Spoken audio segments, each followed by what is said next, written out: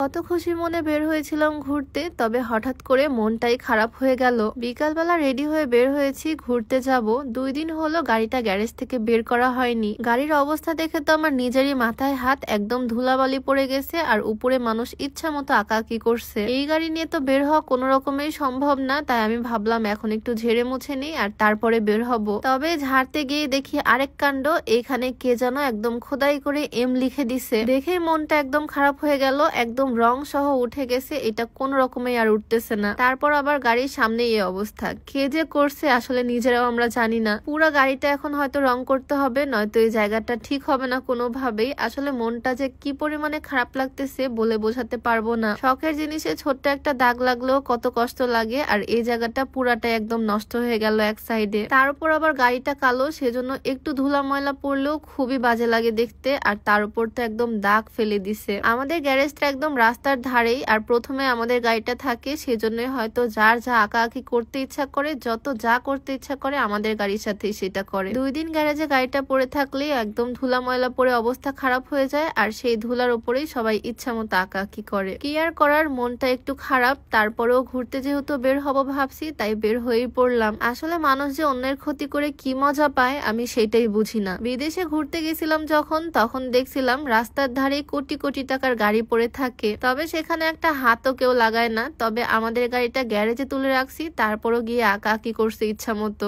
যাই হোক, দুজনে মিলে বের হলাম আজকে ঘুরতে। বাড়িতে বসে বসে ভাল লাগতেছিল না, তাই দুজনে একটু বের হয়ে গেলাম। অনেক সুন্দর একটা জায়গায় এসেছি আজ, আর আজকের আকাশটা না একটু বেশি সুন্দর। আজকে এসেছি এই মাঠে, আজকে একটু ড্রাইভিং শিখবো, আমার হাজবেন্ড শিখাবে। আর হ্যাঁ, আজকে আমি যে সুন্দর বোরখাটা পরে আছি, এটা লিয়ানা ফেসবুক পেজ থেকে নিয়েছি। এটা হচ্ছে একটা দুবাই আবায়া, ভিতরে ইনার আছে আর উপরে খুবই সুন্দর একটা কোটি। লিয়ানা ফেসবুক পেজটা আমি ডেসক্রিপশনে মেনশন করে দিব, তোমরা চাইলে তাদের পেজটা ভিজিট করে আসতে পারো। যাই হোক, এখন আমি বসে পড়লাম ড্রাইভিং সিটে, কারণ আজকে আমি ড্রাইভিং শিখবো। এর আগেও আমি কয়েকদিন ড্রাইভিং শিখেছি, তবে এখন পর্যন্ত প্রপারলি আমি পারি না, মানে রোডে গাড়ি চালানোর সাহস এখনো হয়নি। এত পরিমাণে ব্যস্ত থাকি, একটু যে সময় দিব নিজেকে সেইটারও টাইম পাই না। আজকে সারাদিন অনেক বৃষ্টি হয়েছে আমাদের এলাকায়, তবে এখন আকাশটা ভীষণ সুন্দর লাগতেছে। বিকালের দিকে বৃষ্টি ছেড়ে গেছে, আর এই সুযোগে আমরা দুইজন বের হয়ে গেছি, একটু নিজেদেরকে টাইম দিচ্ছি। ড্রাইভিং শেখার জন্য এরকম খোলা বড় মাঠগুলোই ভালো হয়, তবে আজকে যেহেতু অনেক বৃষ্টি হয়েছে, মাঠে প্রচুর পরিমাণে কাদা ছিল, আর আমি বুঝতে না পেরে এই কাদার মধ্যেই গাড়ি নামিয়ে দিচ্ছি। কি আর করব বলো, নতুন ড্রাইভার বলে কথা, সামনের চাকা একদম কাদার মধ্যে চলে গেছে, তাই আর কি আমার টিচার এখান থেকে বের করে দিচ্ছে। গাড়ির চাকার অবস্থা 12টা বেজে গেছে। শুধু গাড়ির চাকা না, মাঠের অবস্থাও খারাপ। 2-1 দিন পরে এখানে আবার আসতে হবে, এই কাদা যতদিন না ঠিক হয়, নয়তো এই কাদার মধ্যে ড্রাইভিং শেখা পসিবল না।